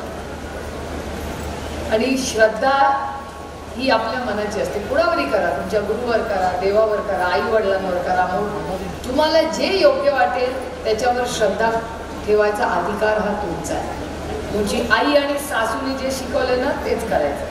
त्या सरकारने नवीन सुरू केलं की आम्ही म्हणू ती पूर्व दिशा. आता मगाशी एक छान मूल मला दिसलं मगाशी आणि त्याची आई म्हणाली आई नमस्कार कर ताईंना. तर त्यांनी नमस्कार केला आणि ती म्हणली काय म्हणायचं ताईला. तो म्हणला जय श्रीराम. तर मी त्याला सांगितलं ताईला सांगितलं तू जय श्रीराम नक्की शिकव पण एक लक्षात ठेव तो नुसता जय श्रीराम नव्हता. राम देवाचं नाव खूप मोठं आहे. जय श्रीराम नुसते नाहीये ते मर्यादा पुरुषोत्तम राम आहेत. ह्यांनी राजकारणासाठी फक्त जय श्रीराम केलंय कारण रामाचं नाव घ्यायचा अधिकार त्याला आहे ज्यांनी आयुष्यात मर्यादा ठेवल्या. मला खरं सांगा ह्या सरकारने कुठली मर्यादा ठेवली हो. कुठली मर्यादा ठेवली. मी तर सगळंच सहन केलं. आता मगाशी पण ही तुतारी वाजत होती मी शांतपणे उभी राहिली. ही ताकद ही फक्त महिलांमध्येच असते. एखादा पुरुष असता तर म्हणला असता बस रे आता चल मला भाषण करायचं. पण सहनशीलता असणं हे प्रत्येक इथे बसलेली सगळी महिला आहे ना तिच्या प्रत्येकीमध्ये तो गुण आहे. मगाशी कोणीतरी भाषण म्हणलं की महिला 2 कामं एका वेळेस करू शकतात. एका वेळेस नाही करत आम्ही जबाबदाऱ्या घेतो 2. आज तुम्ही सगळेजण इथे आलाय. घरातलं पाणी भरून आवरून सगळं करून बाळासाहेब आमच्या महिला इथे आलेल्या आहेत आणि इथून गेल्यानंतर की प्रत्येक जण घरी जाऊन स्वयंपाक करेल तिला काम असेल आणि त्याच्यानंतरच तिचा दिवस संपेल. त्यामुळे हे 2-3 तासच तिच्याकडे आहे जी थोडंशी काहीतरी संसाराचं विसरून इथे ती 2 तास वेळ काढते. ते पण तुमच्यामुळे तुम्ही त्यांना हक्काने बोलवलं म्हणून आमच्या सगळ्या महिला गेल्या. कारण कितीही मोठी ती पदाधिकारी असली ना तरी ती घरातून निघते तेव्हा घरातलं सगळं बघूनच निघते. आणि घरी गेल्यानंतर आता वहिनी पण इथे बाळासाहेब पण इथे. घरी गेल्यानंतर बाळासाहेब TV लावणार वहिनी किचनमध्ये जाणार. बरोबर आहे की नाही सांग. आणि वर ते म्हणणार किती उशीर जेवायला माझी भाकरी कुठे आहे. आणि आत्ता तर तुमच्याच बरोबर शिकते ना घरात. त्यामुळे महिलांना दिवसभर काम तर करावंच लागतं बाहेरचं पण घरातलं करून आमच्या महिला करतात. आणि समाज पण गमतीशीर असतो. माझे अनुभव तुम्हाला सांगते. माझा नवरा उच्च शिक्षित आहे. शाळेत गेलं की सगळ्यांना असं वाटतं ही कोण काय माहिती नाही राजकारणी इंग्रजी येत आहे का नाही काय माहिती. त्याच्यामुळे त्या टीचर माझ्याकडे बघतच नाही त्या सदानंद सोळेकडेच बघून बोलतात. आणि इंग्लिश इंग्लिश इंग्लिश मी आपलं ऐकत बसते. त्यांना वाटतं हिला काय इंग्लिश आहे राजकारणातले आहेत कुठून काय माहिती. मी पण गप्प बसते आणि ऐकते. आणि जेव्हा मुलांना चांगले मार्क पडतात ना अगदी सगळे प्रेमाने म्हणतात सगळे सुळ्यांवर गेले हो अगदी सदानंदवर गेली मुलं एवढी हुशार आहेत ना काय विचारू नका. ते पण मी ऐकते. त्याच्यानंतर मुलांना कमी मार्क पडले ना कितीच शिक्षिका म्हणजे काय हो काय करणार बिचारी मुलं. आईचं लक्षच नाही गावभर फिरत बसते भाकऱ्या बाजार हिचं घरातच लक्ष नाही. म्हणजे मार्क पडले तर सदानंद सोडेना मार्क कमी झाले तर सुप्रिया सोडे. हा कुठला न्याय. आणि न्याय देणारी पण महिलाच बोलणारी असते. हे मला थोडं अजून काही समजलेलंच नाही. आता इथे एवढ्या मोठ्या माता बसल्या आपण सगळ्या महिला मुलगी झाली सगळे म्हणतात मुलगी झाली. मुलगा झाला की आपणच महिला मुलगा झाला. मला खरं सांगा माझ्याकडे बघून काय वाटतं मुलगा पाहिजे का मुलगी. मी तुम्हाला सांगते मला खरंच लढायला माहिती नव्हतं. मला लढायचं कसं आहे माहितीच नव्हतं. कुणाशी लढणार आणि कशासाठी लढणार. एकुलती एक होती. मोठ्या कुटुंबात जन्म झाला होता. आमच्या घरामध्ये सगळ्यात लहान मी. माझ्यानंतर 2 भावंड आहेत पण ती पुण्याला राहायची. माझी बाकी सगळी भावंड माझ्यापेक्षा मोठी. ती शाळेला जायची तेव्हा मी घरात होते लहान होते. कुठली गोष्ट मी अशी मागणार होती जी त्यांना हवी होती जी मला हवी कुठलीच नाही. श्रीनिवास पाटलांनी माझ्या जन्मापासून पाहिले. एवढं मोठं कुटुंब एवढी लाडात वाढले होते काय गरजच पडली नाही कधी काय मागायची. अपेक्षेपेक्षा जास्त मला मिळालं होतं. आणि मला असं वाटतं की देण्यामध्ये जी मजा आहे ना ती कुणाकडून घेण्यात काही मजा नाही. आणि ह्याच्यातच आनंद आहे. मागितलं असताना तर पक्ष चिन्ह काय सगळं देऊन टाकलं असतं. एकदा प्रेमाने मागून तरी बघितलं. मी कधीच लढले नसते. कारण कशासाठी लढायचं. लढाईतून काय निष्पन्न होतं भांडणातून काय निष्पन्न होतं काही निष्पन्न होत नाही. फक्त कडून काय पाहिलं मला सांगितलं असतं पक्ष चिन्ह पाहिजे घ्या दिला असता, शून्यातून आयुष्य सुरू केलं असतं. आई वडिलांनी शिकवलं कशाला मला? जर आई वडिलांनी मला शिकवलं तर अडचणीच्या काळात आई वडिलांवर उभं राहायचं नाही तर कधी उभं राहायचं? आणि मलाही द्विधा मनस्थिती होती, मलाही वेदना होत होत्या की काय करावं, कुणाबरोबर जावं, काय योग्य काय अयोग्य. पण आमच्या वडिलांचा स्वभाव, ते लढवई आहेत. कोणी आर्य म्हटलं तर हे तर कार्य म्हणणारच. ते कधीही कोणी डोळे वाटारले तर ते घाबरणार नाही, ते तर डोळ्या वाटारत पण नाहीत कधी. त्यांचा शांत स्वभाव म्हणजे मला खूप उशिरा का होईना आयुष्यात कळलं की गप्प बसण्यात खूप मोठी ताकद असते. तुमच्या सगळ्यांचे संसार का चालतात माहिती का बाळासाहेब? कारण का आमच्या वहिनी गप्प असतात. आज आता बाळासाहेब म्हणतील माझ्यावरच रोषे, माझी मतं वाढवायला आलाय का कमी करायला आलाय? पण ही गोष्ट खरी आहे. तुम्ही विचार करा, कुठल्याही पुरुषाला विचार, आम्ही क्रेडिट घेत नाही, पण महिलांमध्ये आतूनच आपल्याला ते संस्कार असतात की आपल्याला असं वाटत असतं की एक आदर्श माता कुठली जी त्याग करते ती आदर्श माता. असं वाटतं की आपण कमी जेवलो ना की आदर्श माता. हे कुठेतरी बदलायचं आहे. ते मी पुढे माझ्या भाषणात सांगणार आहे की आदर्श माता म्हणजे फक्त त्याग करणे नाही. माझ्या आईने पण खूप त्याग केला. आता तुम्ही विचाराल सुप्रिया, शरद पवारांच्या बायकोनी काय त्याग केला? अहो, गोठ बांगड्या पाटल्या म्हणजे आनंद नसतो. त्या एवढ्या मोठ्या माणसाची लग्न करायचं जो रोज बाहेर असतो, घरातल्या जबाबदाऱ्या कोणी केल्या? तेव्हा आमचं शिक्षण कोणी बघितलं? आमचे वडील गावभर फिरत होते, राज्याचा दौरा करत होते, पण आमच्या आईचंही कर्तृत्व तेवढंच जे तुमच्या प्रत्येकीमध्ये आहे. ते फक्त माझ्या आईचं कर्तृत्व नाही, या देशातल्या प्रत्येक मातेचं कर्तृत्व आहे की जी मुलं जेव्हा आयुष्यात चांगली निघतात ना, हे प्रत्येक आईला आनंद देणारा क्षण असा असतो की आपल्यापेक्षा आपल्या पोरांचं जास्त चांगलं व्हावं, याच्यातच आईला आनंद असतो. कारण का तुमच्यासारखी मी पण एक आई आहे. अपना भलावं लेकिन अपने बच्चों का अपने से ज्यादा. आणि या सगळीची धोरण आहे. मगाशी मला असं वाटतं कोणीतरी त्यांच्या भाषणात बोललं, मला आठवत नाही, सुनील मानेच असतील, की आदरणीय पवारसाहेबांनी महिलांना आरक्षण दिलं. महिलांना आरक्षण देण्यामागे पवारसाहेबांचा काय विचार असेल? तुम्ही विचार करा, जर उंबरठा ओलांडून आज आरक्षणाच्या मुळे बायका बाहेर आल्या नसत्या तर आज व्यासपीठावरची सगळी लाईन बसली असती का? मला सांगा. प्रत्येक महिला, सरपंचापासून जिल्हा परिषद, महापौर, सगळ्या आमच्या महिला, आणि एकापेक्षा एक अप्रतिम का. आज ग्रामपंचायतीतल्या असतील नाही ते काय महिला घेता की नाही निर्णय? नाही विचारलं तर आकाटतांड पडता, लढता, पण बोला. अरे मगाशी बांगड्यांचा उल्लेख कोणीतरी केला. हो, आमच्या लोक कधी कधी म्हणतात बांगड्या ही म्हणजे महिला फक्त हे देखावासाठी नाही, आमची ताकद आहे, खूप मोठी ताकद आहे. जेव्हा जेव्हा पुरुष म्हणतात ना रे बांगड्या घाला, हो बांगड्या घालून तर बघा काय मोठी ताकद आहे, घातल्यावरच तुम्हाला. बांगडी आता जाऊ दे, आपल्याला त्यांची पण मतं पाहिजेत. आपली सायकल दोन्हीनी चालते. आपल्याला कसा वडील पाहिजे, नवरा पाहिजे, भाऊ पाहिजे आणि मुलगा पाहिजे. मग कसं आपण पुरुषांची भांडण करणार? आपले दोन्ही चालणं, आपल्याला दोन्ही चाकं पाहिजे. दोघांचा मान सन्मान. आमचं काय म्हणणं आहे की आम्हाला 49 आम्ही घेणार नाही आणि 51 आम्ही मागणार. त्यामुळे प्यार का वादा 50-50. तुम्ही 50 घ्या, आम्ही 50 घेतो. आमचा मान सन्मान करा, एवढीच आमची अपेक्षा. त्यामुळे आरक्षणाच्या बाबतीत आदरणीय पवारसाहेबांनी तुमचं कर्तृत्व, मातृत्व मी आहातच, तुमचं कर्तृत्व आणि नेतृत्व हे बघूनच तुम्हाला उंबरठा ओलांडायला संधी दिली आणि त्या संधीचं सोनं तुम्ही केलं. याबद्दल महाराष्ट्रातल्या प्रत्येक महिलेचं मी मनापासून अभिमान, मी कौतुक करते आणि आभार मानते की महाराष्ट्राच्या जगदजननी एवढं मोठं चांगलं काम केलं. आज मगाशी तिथे लक्ष्मीताई बसल्या. लक्ष्मीताईंची थोडंसं बोलायची संधी मला मिळाली. मला वाटलं नव्हतं डोक्यावर पदर बिदर घेऊन बसते. विचार करते कोण महिला अध्यक्ष आहे काय, कोणीच काय सांगे ना. तर मी घाबरत विचारलं. म्हटलं, मग त्या येऊन मला म्हणल्या की मी या सगळ्या कारखान्याची व्हाईस चेअरमन आहे.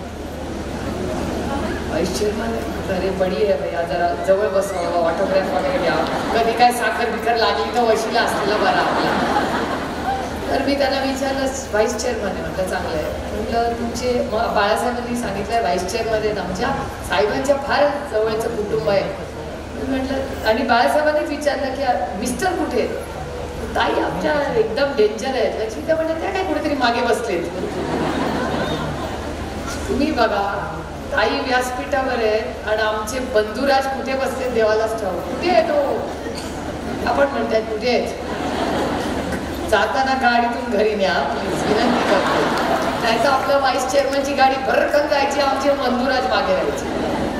पण मला किती आनंद वाटतो, हा चेष्टेचा भाग झाला. पण विचार करा, व्यासपीठावर आज बाळासाहेबांच्या खांद्याला घालून एवढा मोठा यशस्वी कारखाना एक महिला व्हाईस चेअरमन म्हणून करते.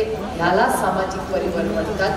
ह्याच्यासाठी साहेबांनी गेले जे वर्ष जी क्रांती घडली या राज्यामध्ये, ही महिलांना जेव्हा निर्णय प्रक्रियेमध्ये मी एक निबंध मगाशी माई तुम्ही एक काहीतरी लिहिलंय, त्याच्यात बऱ्याच मुलांनी माझ्याबद्दल एक निबंध लिहिलं. त्या निबंधात एका मुलीने लिहिलंय की सुप्रिया सुळेंनी आयुष्यातला प्रत्येक निर्णय स्वतः घेतला.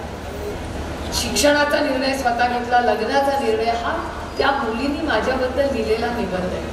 मला इतकी गंमत वाटली की त्या मुलीला तो गुण वाटला की मी माझा निर्णय घेऊ शकले माझ्या शिक्षणाचा. हे माझं कौतुक नाही आहे, याच्या अर्थ हा कौतुक म्हणून सांगत नाही आहे मी असं सांगते की त्या मुलीला अर्थातच तो अधिकार नाही म्हणून तिला ते मोठं वाटते. हे सामाजिक परिवर्तन आपल्याला पुढे करायचे.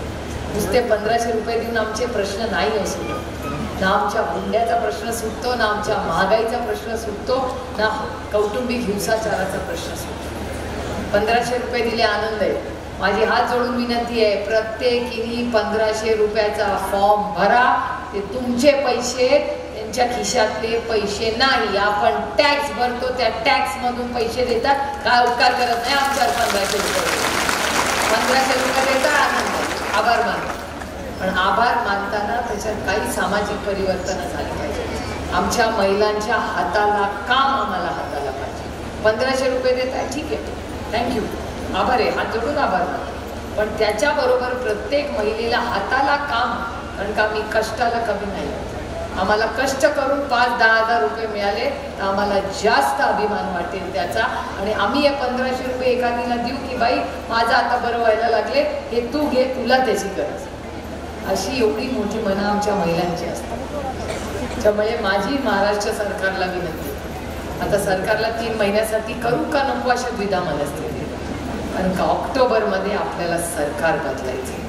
आणि मी तुम्हाला शब्द देते की महाराष्ट्रामध्ये राष्ट्रवादी काँग्रेस आणि उद्धवजींचं सरकार आल्यावर पहिला निर्णय सरकार घेईल तो म्हणजे शेतकऱ्याला हमी भाव देण्याचा उपक्रम हा आम्ही राज्यात घेणार. तुमच्या दुधाला भाव मिळणार, सोयाबीनला भाव मिळणार, कांद्याला भाव मिळणार, तुमच्या कपासाला भाव मिळणार. स्वाभिमानी लोक होतो, आम्हाला कष्ट करायला कमी नाही. आम्ही 24 तास कष्ट करू, पण स्वाभिमानाने अर्धी भाकरी खाऊ, पण स्वाभिमानी खाऊ. तुमचे उपकार नको आहेत आम्हाला. आणखीन एक गोष्ट सांगते यांना. मगाशी कोणीतरी म्हणलं की 1500 रुपयाला, 1500 रुपयाला विकत घ्यायला आम्ही ते 50 खोकेवाले नाही. हे विकणारे तिकडे 50 खोके एकदम ओके त्यांच्यासाठी चालेल. हे सगळे 50 खोके नॉट ओके वाले आम्ही स्वाभिमानी माणसं आहोत. आम्ही नाही कुणाकडून खोक्याचे पैसे घेणार. नको ते आम्हाला तसले पैसे. काय करायचे पैसे मला सांगा. तुम्ही सगळ्या महिला आल्या, प्रत्येकाचं घर आहे, काही ठिकाणी गळतं बळतं, पण ते स्वाभिमानी. तर आम्हाला आश्चर्य वाटलं. मी TV बघत होते, एका आमदाराचं घर दाखवलं, 40व्या मजल्यावर घर, सगळी मुंबई त्याला सगळीकडून दिसते, सगळं घर फिरवून दाखवलं. त्याच्या घरामध्ये, त्याच्या मतदारसंघात प्रत्येक गरीब माणसाकडे घर आहे का? तुझं 40व्या मजल्यावरचं घर तुझं झालं खोक्यांमधून. आमचं काय? आमच्या गरीब कष्ट करणाऱ्यांचं काय? 50 खोके घेऊन तुमचं आयुष्याचं सार्थक झालं. तुम्ही मंत्री संत्री कोण काय झालं असाल ते लख लाभो तुम्हाला, पण आम्ही निवडून दिलंय तुम्हाला. आणि आमचं मत विकत घ्यायची ताकद या देशात कुणाचीही नाही, हे या इलेक्शनमध्ये दाखवून दिलंय. माझ्या मतदारसंघात पैसे वाटले, आमच्या रोहितनी त्याचे व्हिडिओ केले, सगळ्यांना दाखवले. लोकांनी घेतले नाही घेतले याच्यात मला नाही पडायचं, पण कितीही पैसे वाटले असेल असं व्हिडिओ दाखवतात, चॅनलनी पण दाखवलं. पण बारामती लोकसभा मतदारसंघातला स्वाभिमानी मतदारांनी हे पैसे घेतले नाही. त्यांनी सत्ता आणि पैशाला रिजेक्ट केलं आणि सांगितलं आम्हाला असा लोकप्रतिनिधी पाहिजे, तो आमच्या सुखदुःखात. हे माझं फक्त नाही, अमोलदादाचं तेच झालं. आणि कदाचित सातारा आता आम्हाला पुढची गॅरंटी होती. आम्हाला वाटलं 1 नंबरला कुठला निवडून येईल तर सातारा मिळेल. आणि मी प्रांजळपणे कबूल करते की आम्ही कमी पडलो सातारा, पण ते आम्ही या पुढच्या इलेक्शनमध्ये ठीक करणार. एखादं अपयश पण आलेलं बरं असतं, थोडंसं ठिकाण्यावर असतं. त्याच्यामुळे सातारामध्ये मगाशी पत्रकारांनी विचारलं, ते तुतारी ते थोडासा रडीचा डाव सत्तेवाले खेळतात, रडकेच आहेत. करायचं हल्ला करायचा ना, दिल खोल के सामने से करो यार. ते मागे ईडी, तुम्हाला माहिती आहे ना, आईस माहिती आहे का, आईस पोचलं का नाही महिलांपर्यंत. आईस नाही, आईस म्हणजे काय माहिती आहे का, इंग्रजीमध्ये बर्फ, आईस, ICE, तुला स्पेलिंग माहिती आहे. आय म्हणजे ICE, एवढं तर इंग्रजी आपल्याला सगळ्यांना येतो, सदानंद चुडे इतका येत नाही, पण आपल्याला एवढं तरी येतं. मग ICE म्हणजे आईस म्हणजे बर्फ नाही. हे सरकार आल्यापासून आय म्हणजे इन्कम टॅक्स, सी म्हणजे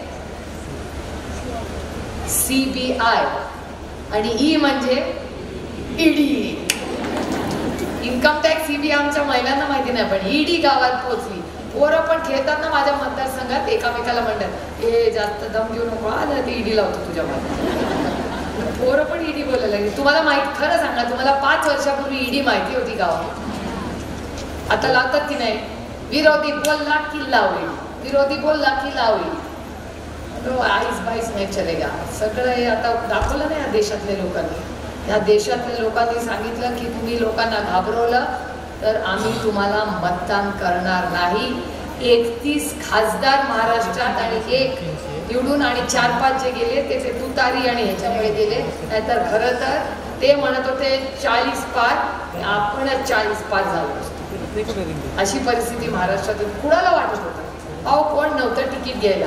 सगळ्यांना असं वाटायचं आता यांचं सगळं संपलं, यांचं सगळं संपलं, पक्ष गेला, चिन्ह गेलं, सगळं गेलं, फकीर ते.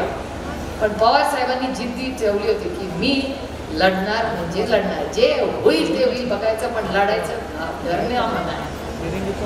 त्यामुळे पवार साहेब घाबरले नाहीत आणि त्यांच्या मागे ज्या पद्धतीने उद्धवजींवर अन्याय झाला, पवार साहेबांवर अन्याय झाला आणि संपूर्ण महाराष्ट्र त्यांच्या मागे उभं राहिला. खरंच तमाम महाराष्ट्राच्या मायबाप जनतेच्या समोर नतमस्तक म्हणून मी माणसांचे आभार मानते की अडचणीच्या काळात ज्या पद्धती काय होतं आमच्याकडे तुम्हाला द्यायला, काय होतं ते पैसे द्यायला तयार होते, निधी वाटप करायला, काय काय म्हणू नको ते करायला. आणि मग मी जुमला म्हणलं की ते नाराज होतं की कोण म्हणतं सर, अरे जुमलेबाज आहे सरकार. मी रोज बघते, रोज काय काय सांगत बसतात. आता मी हा विषय खरं तर मी बोलला नव्हते, पण सांगणं महत्वाचं आहे. बऱ्याच आहेत, आपण आपलं जे करतो ते पोरांसाठी करतो. माझी इच्छा आहे की माझ्या 2 मुलांचं माझ्यापेक्षा चांगलं व्हावं.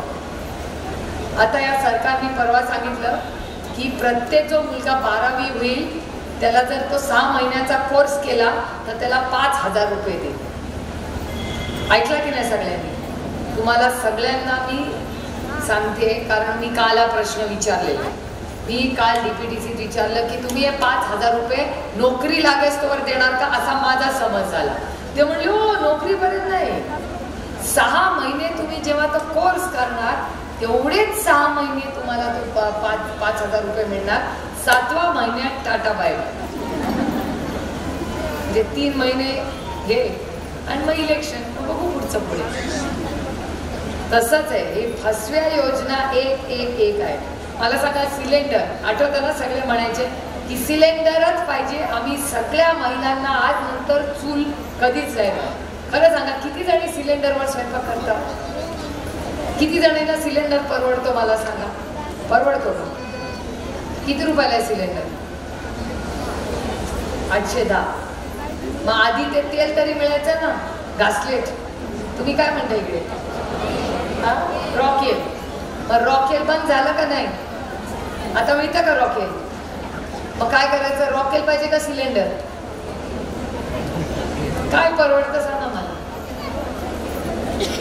हॉटेल म्हणते तेव्हा स्वस्त. हा काही म्हणतायत राशन मधून 5 लिटर मिळत होतं ते बंद झालं आणि आमचं नुकसान झालं. बरोबर आहे की नाही? नुकसान झालं. आणि मग सिलेंडर आता काहीतरी 3 सिलेंडरची योजना चालू करणार आहे. बघूया आता. बघा पाऊस जसा पडणार ना तशा योजना येणार. पण लोक इतकी हुशार आहेत त्याच्यामुळे मला सगळे पत्रकार विचारतात एवढ्या योजना येत आहेत, एवढ्या योजना येतात, आता काय होणार? हो तुम्हाला वाटतं ना त्यापेक्षा आमची महाराष्ट्राची मायबाप जनता फार हुशार आहे. एवढं असतं तर आम्हाला मतं दिली असते का? आमच्याकडे काय होतं ना, पक्ष होता ना, चिन्ह होतं आणि काहीच नव्हतं. चिन्ह पोचलं की नाही? तुतारी वाजवणारा माणूस. आता ती पण एक वेगळी कथा आहे. आम्ही चिन्ह मागितली, आम्हाला सांगितलं नाही मिळेल. म्हटलं हो आमच्या वडिलांनी पक्ष स्थापन केलं आहे. म्हणजे नाही तसं काही नाही, तुमच्या वडिलांचं मिळलं तर राहू द्या, आता ते काय मिळणार नाही. म्हटलं असं कसं मिळणार नाही? मला खरं सांगा, तुमच्या सासऱ्यांची शेती असेल की नाही? मग ती तुम्हाला मिळाली का दुसरा घेऊन चाललाय? तुम्हाला मिळाली. मग तुम्ही माझ्या जागी असता तर काय केलं असतं? लढला असता पक्ष चिन्हासाठी का सोडून दिलं असतं? लढला असताना जे आपण आहे वो आपण आहे. बरोबर. आता कोर्टात केस चालली. मग नंतर मला आठवायचं लहानपणी लोक म्हणायचे हा शहाण्याने ना कोर्टाची पायरी चढू नये. मी तर दर महिन्याला चढतो आणि इतकी मजा येते ना, महिन्याला नाही कोर्टात गेलं की असं तरी वाटतं की अरे आज चिन्ह सोडलं नाही. आणि गंमत इतकी येते कोर्टामध्ये गेल्यावर. आणि लहान लहान ना डायरेक्ट सुप्रीम कोर्ट, इकडे तिकडे नाहीच. दिल्लीचाच कोर्ट गाठला आम्ही. दिल्लीचा कोर्ट घातला कारण का इथे आम्हाला कुठे न्याय नाही मिळाला. कुठे आम्ही गेलो मोठ्या कोर्टात गेलो तर तिकडे समोर सगळे वकील त्यांचे. म्हणलं अगो बाई इथं आपलेच सगळे वकील निघाले. त्यांना आमच्या समोरच्यांना विचार करा, सगळे सगळ्या सुळ्यांचे वर्गमित्र आमच्या विरोधात. नंतर लोकांना वाटायला लागलं की मी गेले तर आपलं त्याला मिठी मार, याला मिठी मार, सगळे आपले घरचेच निघाले. नंतर त्यांनी मला येऊन सांगितलं सुप्रिया ते आमचे क्लायंट आहेत, माफी मागतो पण आता क्लायंट आहेत. म्हटलं नाही नाही, कामाची एक तरफ. म्हटलं फक्त पवारसाहेबांना सॉरी सांगा, शेवटी कोणीतरी केस लढणार म्हणून आम्ही घेतली. म्हटलं काही करू नका. आणि मी त्यांच्या क्लायंटला पण सांगायचं आमचं काही सेटिंग नाही आहे, कारण का माझ्याकडे तर काय अदृश्य शक्ती नाही. अदृश्य शक्ती तिकडे, आपण फक्त सत्याच्या मार्गाने लढतोय. अदृश्य शक्ती तिकडे, कॉपी करून पास करणं सगळं तिकडे, इकडे नाही. अजून लढाई चालली आहे. मागच्या आठवड्यात थोडासा दिलासा मिळालाय. पण एक मी तुम्हाला शब्द देते की मी जर लढू शकते ना तर या राज्यातली प्रत्येक महिला लढू शकते. हे मी तुम्हाला आज करायचे सांगायला. कधी अन्याय झाला ना तर गप्प बसू नका. आपल्याला असं वाटतं की आपले संस्कार का गप्प बसायचं, गप्प बसून. आणि आता नवरे म्हणतील सुप्रिया सुळे घरात भांडायला व्हायचं. असली भांडणं नाही, पण अधिकार जो तुमचा आहे ना तो तुम्हालाच मिळाला पाहिजे. पक्ष आणि चिन्ह हा आदरणीय पवार साहेबांचाच आहे.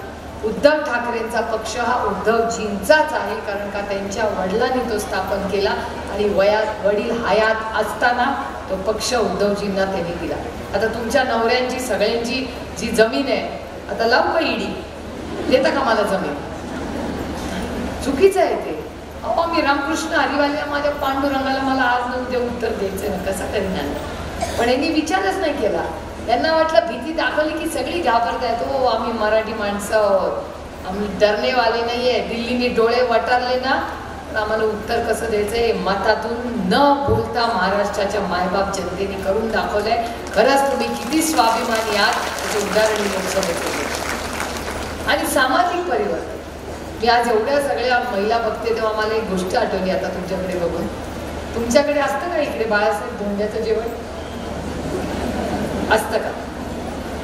आता खरंच या सरकारला काही बंद करायचं असेल ना, मी तुम्हाला सांगते आता ही गोष्ट जरा डेंजर आहे तरी मी हिंमत करून बोलणार आहे की आपलं सरकार आलं ना, मी माझ्या मतदारसंघात सांगितलंय, मी भाषण करताना सांगायचे की मला मतं दिली तर मी निवडून आले 5 वर्षात तर 5 वर्षाच्या आत हुंडा आणि धोंड्याचं जेवण बंद आपल्या मतदारसंघात.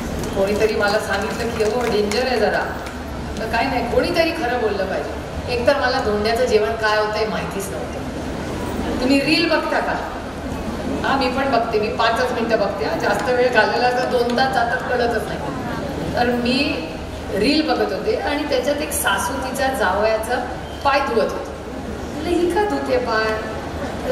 काय रील मला काय कळलं नाही. कारण का मी त्या लग्नाला गेले होते आणि त्याच्यात ते आमदार आधी आपल्याकडे होते, आता दुसऱ्या पक्षात, म्हणजे आत्ता गेलेल्या पक्षात नाही, त्याच्या आधीची गोष्ट. तर त्यांना मी म्हणलं बाबा इकडे या लग्नाला तर मी गेले होते, तेव्हा पाय धुतले, परत परत सासू का पाय धुतले, मला काय समजे ना. मग मी गाडीतून उतरले, कोणातरी विचारलं अरे यांच्याकडे तर लग्नाला आपण गेलो होतो, हे का सासू पाय धुते.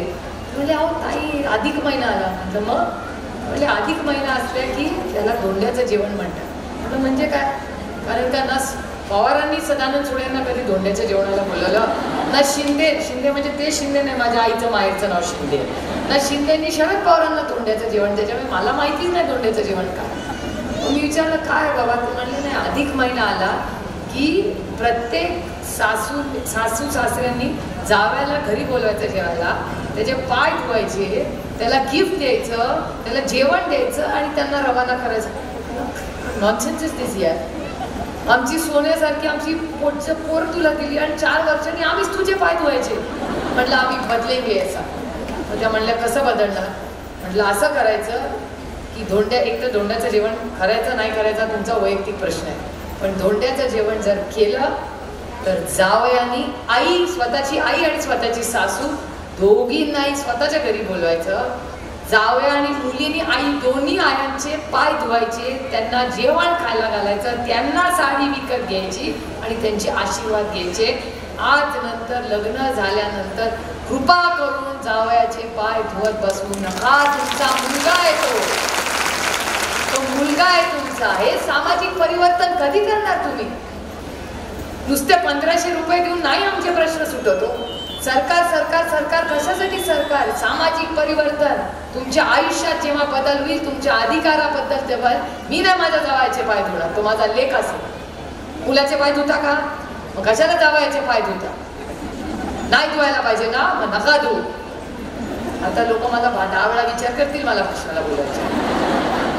खरंच आहे, मी तुम्हाला सांगते, सरकार आल्यानंतर मी मोठे निर्णय घ्यायला लावणाऱ्या सरकार, ज्याच्यात समतेची भाषा होईल, ज्याच्यात जावयाचे मुलापेक्षा जास्त लाड करू, पण पाय नाही धुणार. आणि आमचे पण कशाला धुवायला लागतो. तो लेक आहे आपला, जसा मुलगा तसा जावई, दोघांचे लाड करू. तुला जिलबी आवडते, तुला तुझी भाजी आवडते, दोघांचे लाडू करू. दोघांनाही बोलू, एकासाठी पुरणपोळी करू, एकासाठी लाडू करू रव्याचा, जे पाहिजे ते करू. सार राखू. आमच्या लेकीला तो आनंदी ठेवू, याच्यापेक्षा जास्त काय आम्हाला पाहिजे. 1500 रुपयात धोंड्याचा जेवणचा प्रश्न सुटणार आहे का. लाईनीत फॉर्म भरून भरून आमचे सगळे भाऊ थकून गेले हो.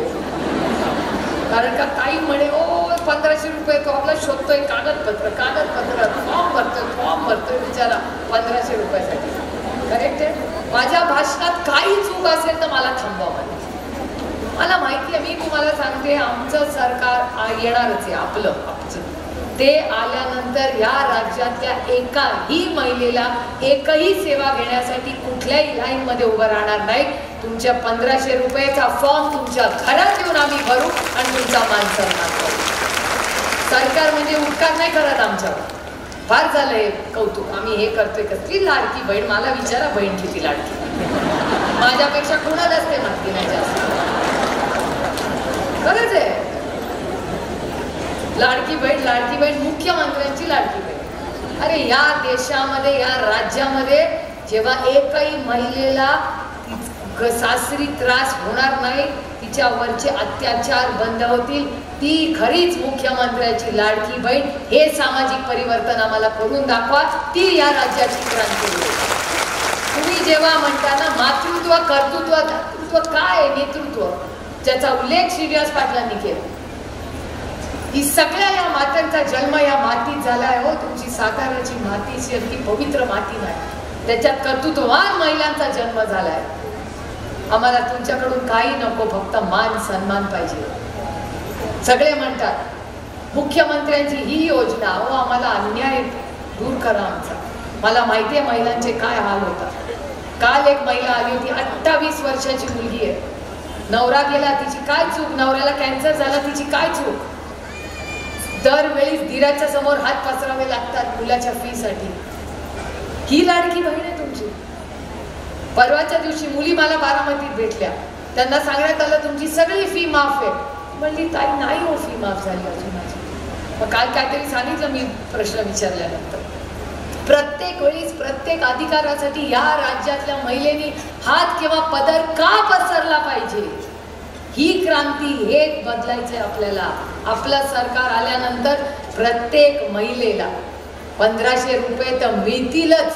काय स्कीम बिम बंद होत नाही, उगाच काहीतरी जुमलेबाद सांगतात की यांचं सरकार आल्यावर बंद होईल. काय बंद करत नाही, आम्ही तुमच्यासारखे नाही आहोत, आम्ही रामकृष्ण हरिवाले आहोत. माझ्या पांडुरंगाला मला रोज उत्तर द्यावं लागतं. अन्याय तर कधी केला नाही, कधी करणारही नाही. आणि यांच्यासारखं राजकारण आम्ही कधी केलंच नाही आणि कधी करणारही नाही. कारण का ते गलिच्छ राजकारण. प्रत्येकाच्या घरात जाऊन भांडणं लावतात, घरामध्ये लढाया करतात. हे नाही आमचं राजकारण. तुमच्या आयुष्यात एक चांगला बदल घडवण्यासाठी सत्ता सत्ता सत्ता काय असते? कुठे आमच्याकडे आता सत्ता आलाय ना भाषण ऐकायला? याचं कारण असं की सत्ता फक्त प्रश्न सोडवत नाही. सत्तात आलेच की विकास होतो असं नाही.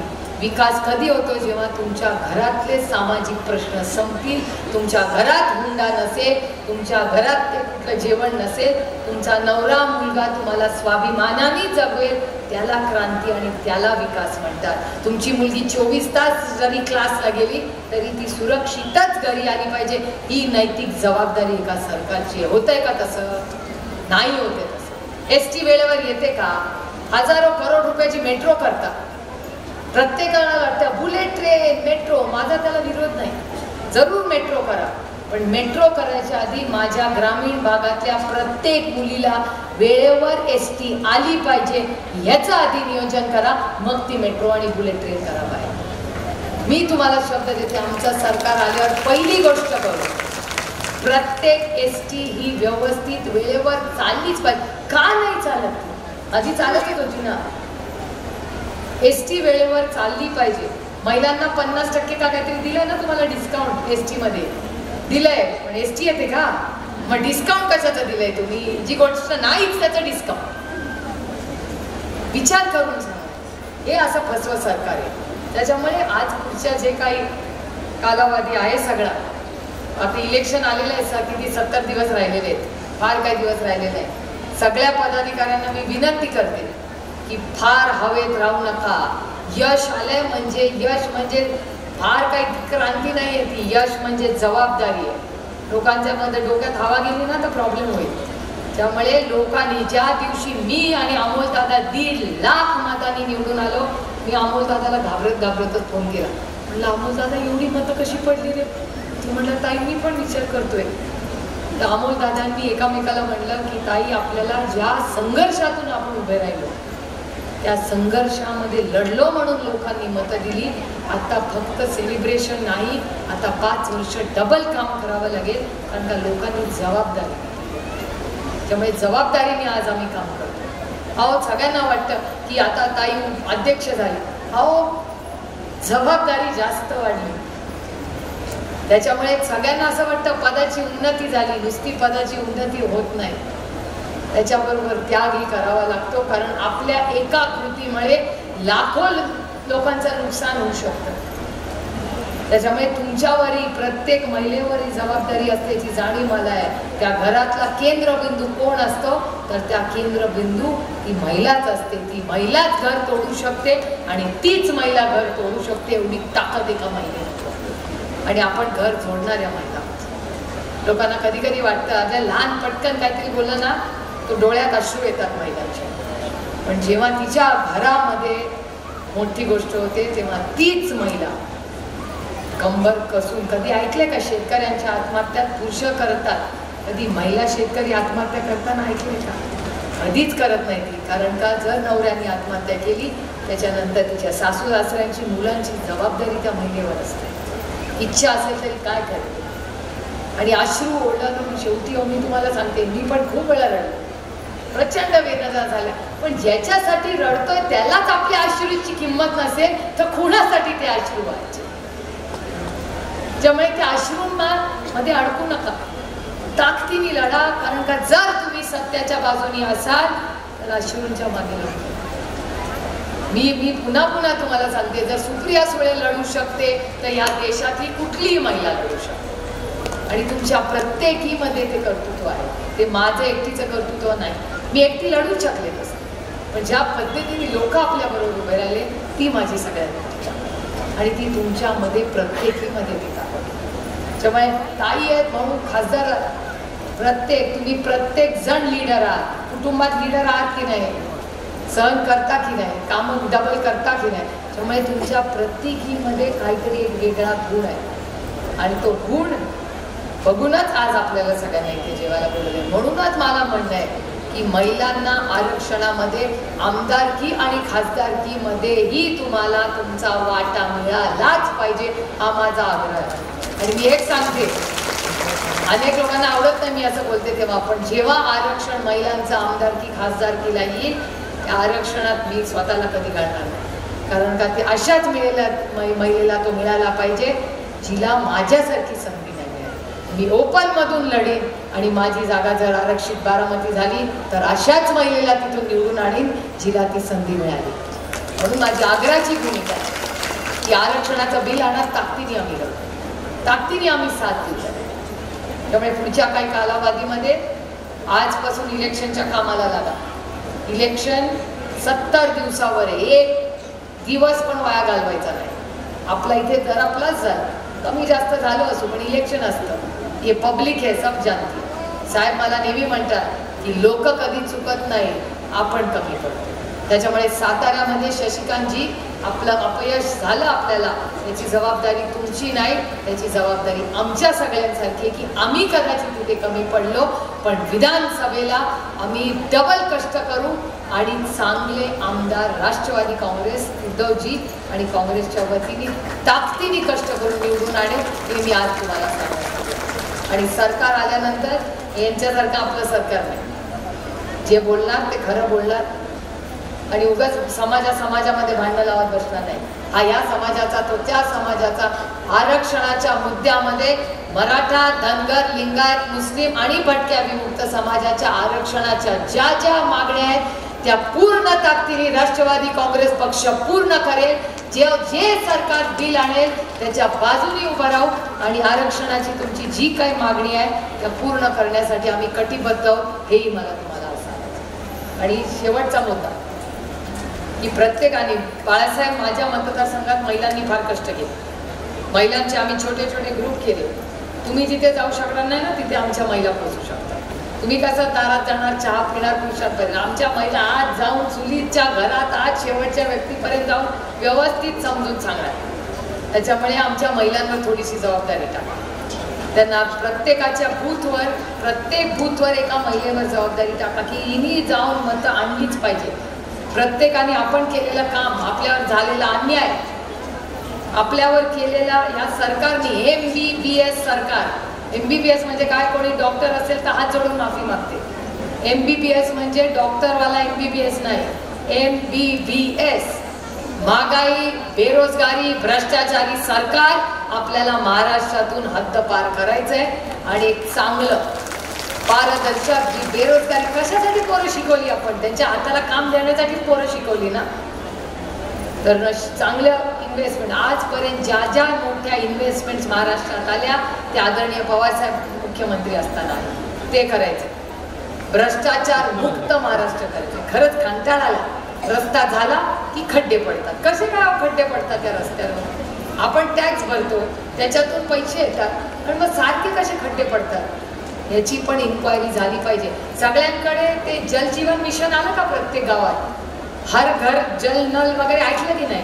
मला सांगा तुमच्या प्रत्येकाच्या घरात ते आली स्कीम, किती कामं पूर्ण झाली?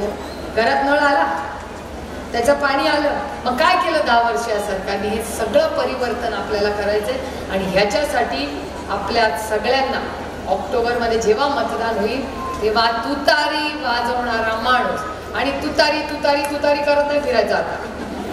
आता ते तुतारी सगळ्यांना डोक्यात बसलं, इथेच घात झाला तुतारी. कारण का ते ट्रम्पेट बंपेट काय झालं सगळ्या सातारकरांना माहिती आहे. त्याच्यामुळे चिन्ह पोचवायला 70 दिवस खूप वेळ. प्रत्येक वेळेस गेले हात जोडा, सांगा आमचं चिन्ह आहे तुतारी वाजवणारा माणूस.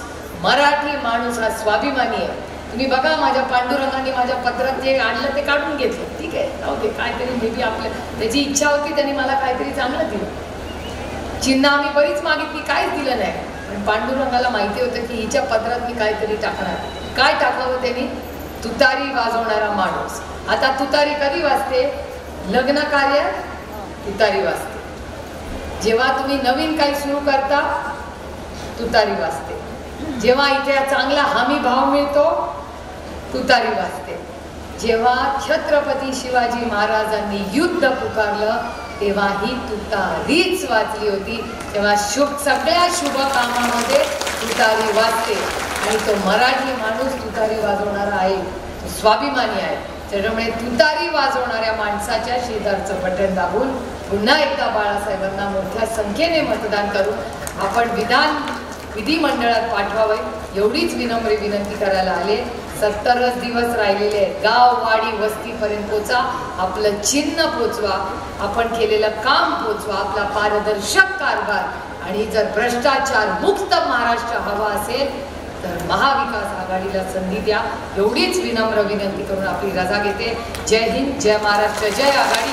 रामकृष्ण हरी. अभी मजा आहे. धन्यवाद. KMS न्यूज, स्पंदन मरांचे नाते आपुलकीचे.